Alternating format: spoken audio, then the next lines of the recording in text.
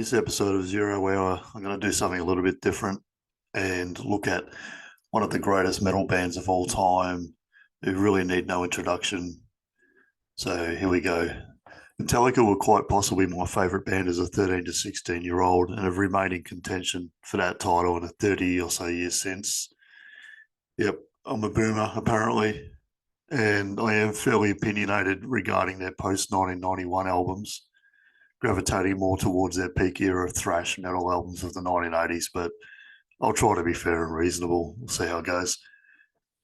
I actually found it a bit of a struggle to put 10 albums together, in all honesty, but that's just me. I did put aside my prejudices towards the post-thrash material and did my best. Here's my top 10 list, which is always going to be open to debate amongst other fans, and I'd love your opinions in the comments. And number one for me is Injustice for All. In my opinion, this is peak Metallica. Talking to my mates throughout the years, there is a big division though.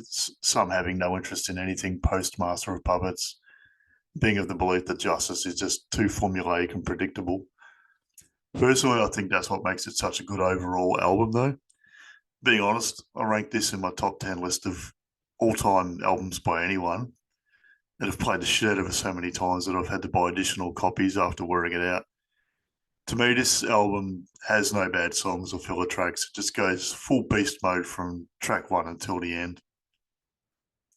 My key songs, the title track, Injustice for All, a very underrated song that doesn't seem to get the plaudits it deserves. Halls of justice, painted green, money talking. Power wolves be set to door, hear them stalking. Soon you'll please their appetite, they devour. Hammer of justice crushes you, overpower. Blackened, my all-time favourite Metallica song with a huge riff and some of the fastest double kick drumming of that late 1980s era.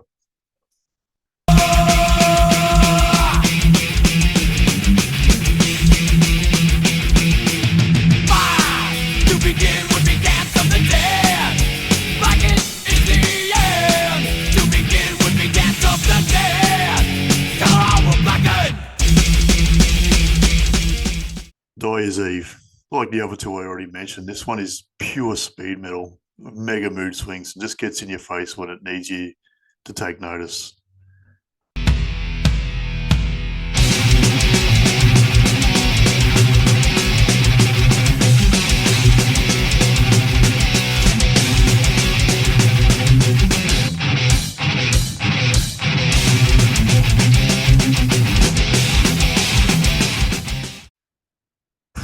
This album totally stands up against anything released by any thrash metal band in the years since, and to me, is the last great release by Metallica themselves.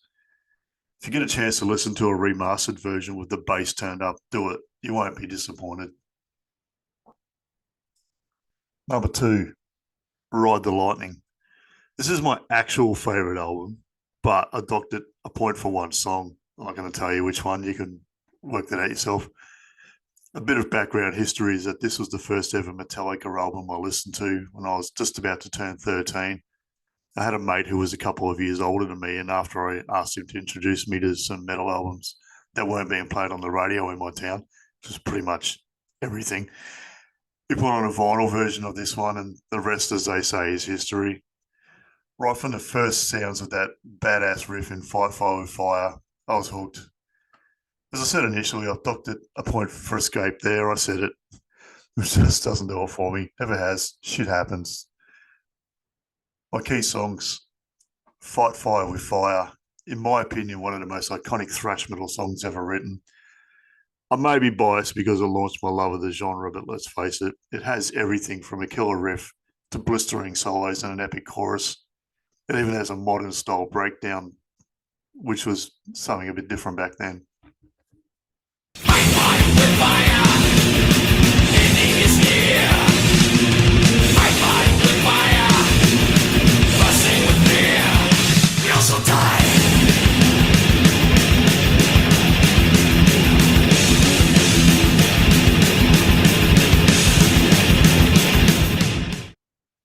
Ride the Lightning.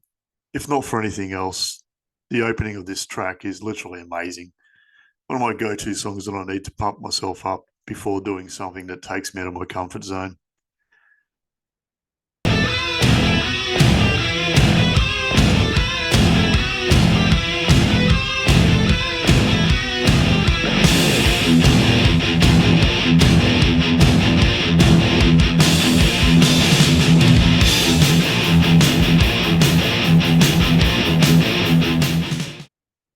Creeping Death.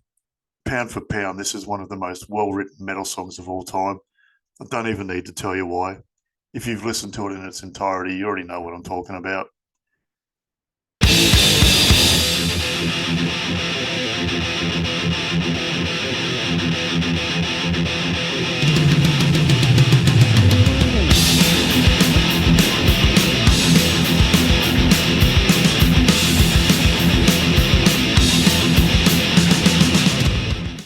In summary, the original production is incredibly dated. However, that's what makes it such a classic in my eyes so many years later.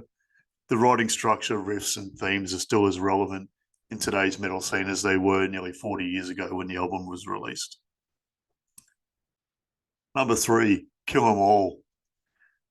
A massive debut effort that helped to define the thrash metal genre. In parts, it can be a little bit disjointed. A lot of debut albums are, though. However, the anthems hold it together, and who can forget Cliff Burton's bass solo? One of my little troll efforts, though, is to open up debates on whether the Four Horsemen or Mechanics is the better song. And you better believe it, there's people out there who genuinely believe they aren't the same song. Of all the Metallica albums, this is the one where they wear their influences on their sleeve the most, paying a huge tribute to the new wave of British heavy metal scene throughout, which, look, it's not a bad thing at all. I fucking love that shit. Even now, my key songs, Motor Breath, 174 beats per minute of pure, raw, arrogant, loud, and fast heavy metal. What is there not to like? Life isn't a fast lane, it's just how it seems. Hard and it's heavy, it's dirty and mean. Moonshine rest, it's how I live my life. I can't take it any other way. Moonshine rest, sign of living past. It's going to take your breath away. Whiplash. The first single from this album gives a huge nod to the European metal scene, which I've always been a fan of and was a massive influence in the American thrash scene, no matter what some gatekeepers might tell you.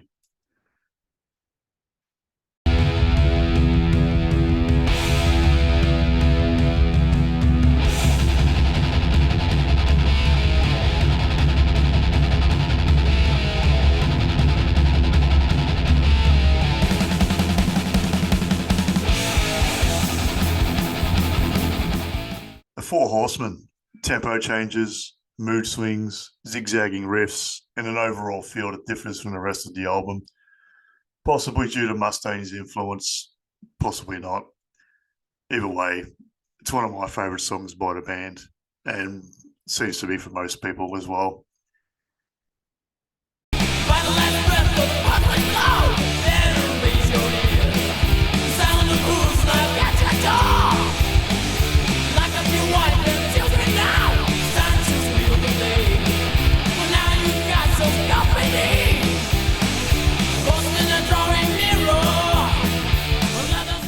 "40 years after release, Kill 'Em All does show its age a little, although it does stand the test of time comfortably. I know that sort of contradicts itself, but it's true. When you listen back to a lot of debut albums by their peers, Exodus, Anthrax, Slayer, those sort of bands, many of them sound out of date and cheesy. This really great album just doesn't. It does still stand up. And again, get your hands on a remastered copy.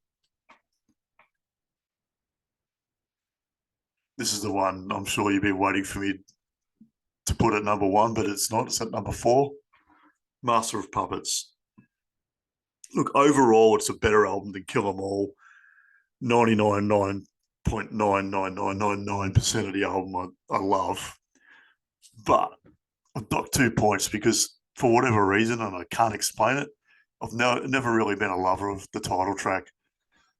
I know that's an unpopular opinion and everyone's going to hate on me for it. I don't care. It's just a song that never really hit the spot for me personally.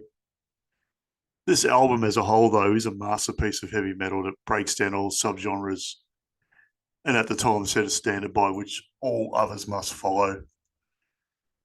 My key songs, Orion. Yeah, I know, it's an instrumental. So what? It's a bloody good one that delivers from opening to close. Listen to it with headphones and enjoy the extra layers upon layers upon layers upon layers that are in there. It's unreal.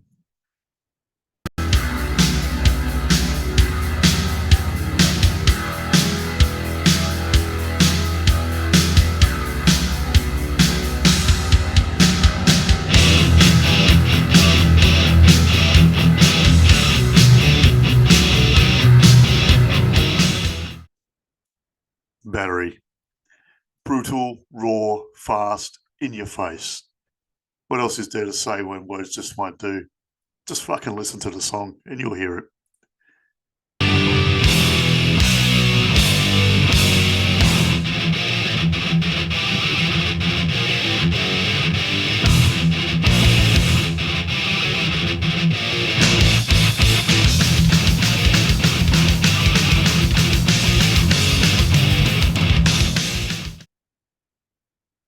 Welcome Home, Sanitarium. It's sort of a power ballad, but then it sort of isn't, but then it sort of is again, then it sort of isn't, and then it's just a thrasher at the end there. That's the beauty of it, though. It keeps morphing into something more the longer it goes.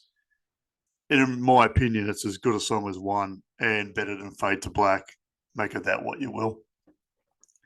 Sleep, my friend, and you will see the dream is my reality. They keep me locked up in this cage. Can't they see it's why my brain says rage? Sanitarium. Like a lot of 80s metal albums, the original production quality isn't fantastic, although it hasn't hurt the listening experience in the 37 years since release. Fortunately or unfortunately, whichever way you look at it, the title track did experience a resurgence in popularity with the TikTok generation. But yeah, it ended up being short-lived due to the short attention spans of the majority. However, it did still grab enough of the new generation and open them up to something the rest of us have known all along. And I just want to say, to those dickhead TikTokers and Twitterers and other idiots on social media that decided that they wanted to cancel Metallica after liking them for 5 minutes when they heard them on a TV show and then thought, oh, let's look for dirt on this band. Get fucked. You're fucking idiots. Just fuck right off. Number 5. I'm sure this one will be a controversial one. Garage Days revisited the 598 EP. Now here you ask, how the hell does an EP full of covers get into this list, right? It's my list, and I love the thing, so here it is. We get an insight into what Metallica's early influences were, and we also get to enjoy hearing them break out of the mold somewhat and let loose without the restraints of having to conform to a particular formula. And who can possibly be mad at an album that allowed Newsted's bass lines to be heard? My key songs, The Weight. Don't hate me, but this is actually one of my favourite Metallica songs ever, even if they didn't write it. I just love the way they put their own twist on it without butchering the original.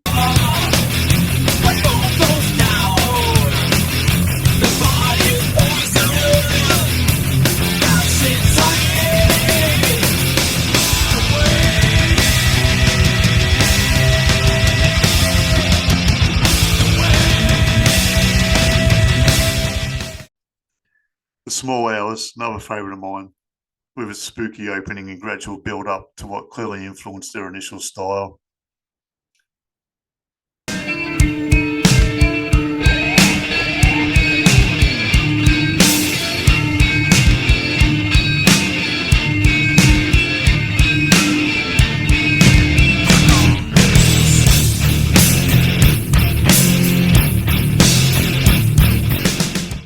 Crash Course in Brain Surgery. Just a cool, crunchy, riffy number, which, like the other two songs mentioned, doesn't disgrace itself when compared to the original version.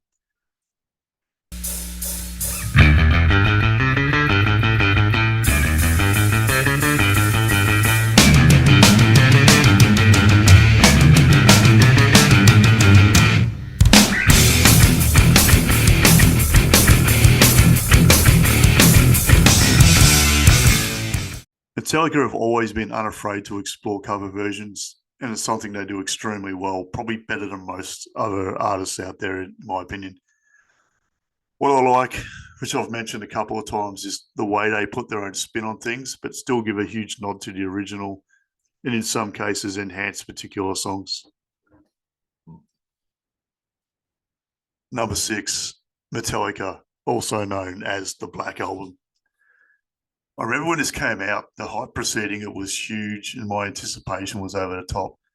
Bands like Motorhead, Iron Maiden, and a lot of the hair metal acts had begun to opt for a lamer sounding, supposedly more mature style in the early 1990s.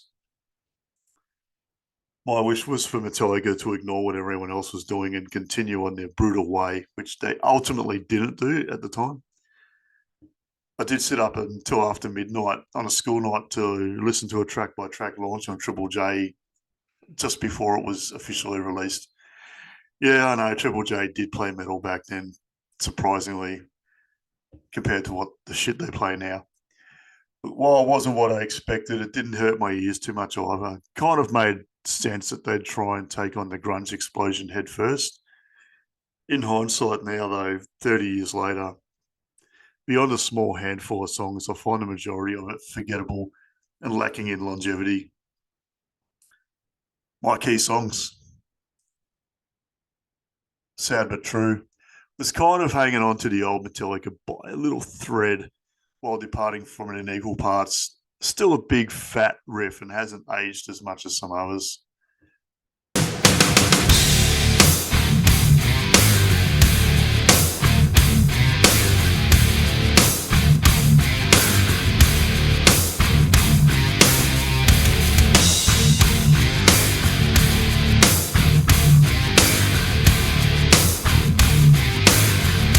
Enter Sandman. Look, I don't care what music you like or what your preference is. Like everyone in the world agrees, this is an absolute banger of a rock song. Is it metal? I don't think so. You can make up your own mind on that. It doesn't really matter. I don't think so. Sleep with one eye open, gripping your pillow tight. Exit light into night. Take my hand, rock to never, never land. Don't tread on me. This one could easily have slotted in on Injustice for All and not been out of place, obviously with a few little tweaks to heavy it up a bit. But it has that Scales of Justice all-American theme written all over it. And in my opinion, is their final attempt at a metal anthem before the rock grunge transformation took full effect in the 90s.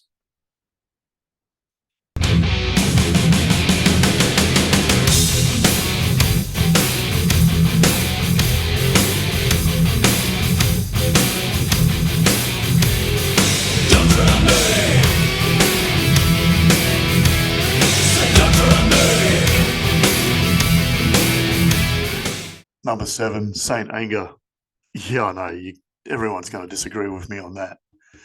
But look, as much as their career starts to go downhill from here musically, I sort of remember when I first heard this album, I didn't mind the title track.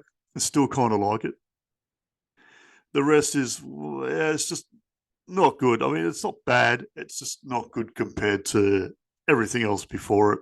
And I mean, even that sort of load reload shit, which I'll get to at some point, I'm sure. The drum sound, I'm not even going to talk about it. My key songs, Saint Anger, the title track, moody, schizophrenic and angry.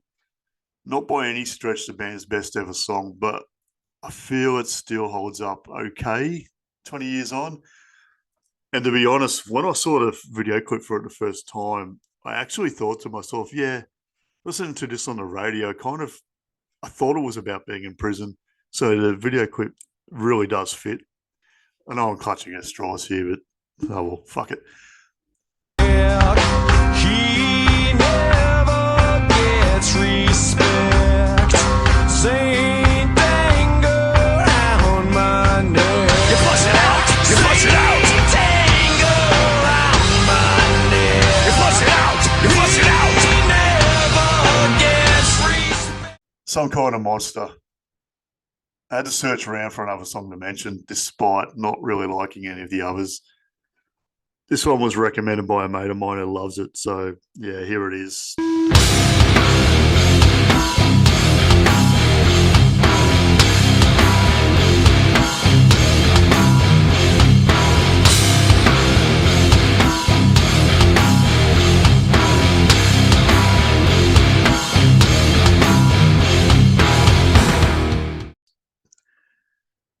In summary, only listen to the full album if you have no internet connection and it's the only thing stored on your phone or device. Otherwise, probably avoid the whole thing. Death Magnetic. This album came with an expectation of returning to the old Metallica sound and look. I can see what they were trying to do, and it's not a bad album. To me, it sounds like something your mum would play when you ask for Metallica and she says, hey, we have Metallica at home. I mean, yeah. I don't know if my actual mum would listen to it, but you know how it is. My key songs or song, The Day That Never Comes. It takes 5 minutes of this song before you get a semblance of what the band used to be.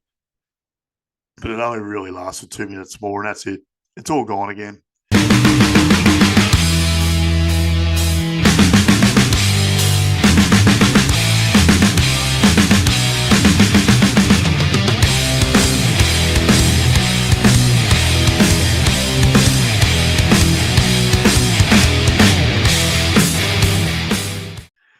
Look, there are worse Metallica albums, but there are also better Metallica albums.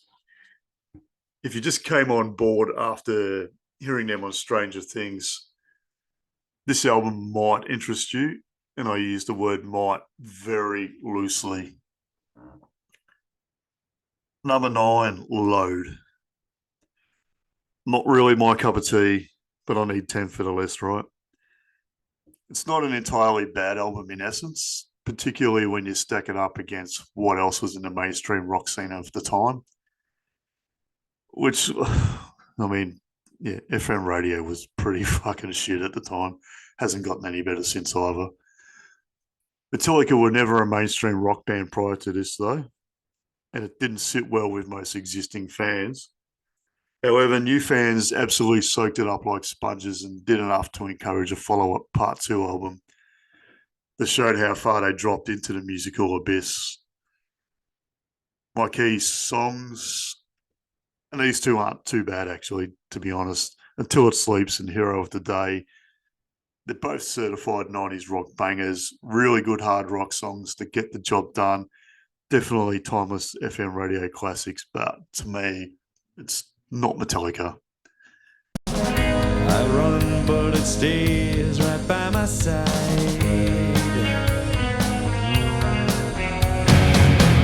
So tell me open, pour me out. There's things inside that scream and shout. I'm the big one. They're off to find the hero of the day. Oh, what if they should fall by someone's wicked way? Yeah. Till the window burns, time to slowly turn. Sure, for some people, this is what Metallica is, but to me, it's not. Number 10, Reload. Yeah, that's the follow-up, Part 2. Shit name. It's the same with this one, really. It's really just here to make up the numbers and round off the list because I had to have 10 albums. I probably would have put the new album in had I had a chance to listen to the whole thing in one hit or 3 or 4 hits. I haven't yet. It could change things. So for now, number 10's Reload. Key song. And look, again, it's not a bad song. The memory remains. A neat and tidy song that gets massive FM radio airplay and holds up well enough over time and just in general. But to me, it's like calling in a hooker to be your date for a night. Yeah, sure, she's going to do whatever you need her to do for a period of time. But when you wake up the next morning, you're going to be all alone again and 20, 30, 40, $100 out of pocket. So, yeah, that's how I see it. Fortune, fame, mirror vein, gone insane, but the memory remains.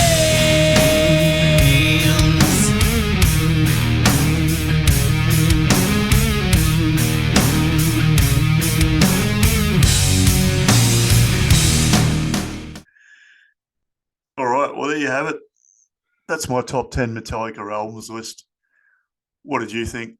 Would you do it differently? I'm sure you probably would. Let me know in the comments or join in discussion on my Facebook page, Still Have Productions, and let me know what you think. Cheers.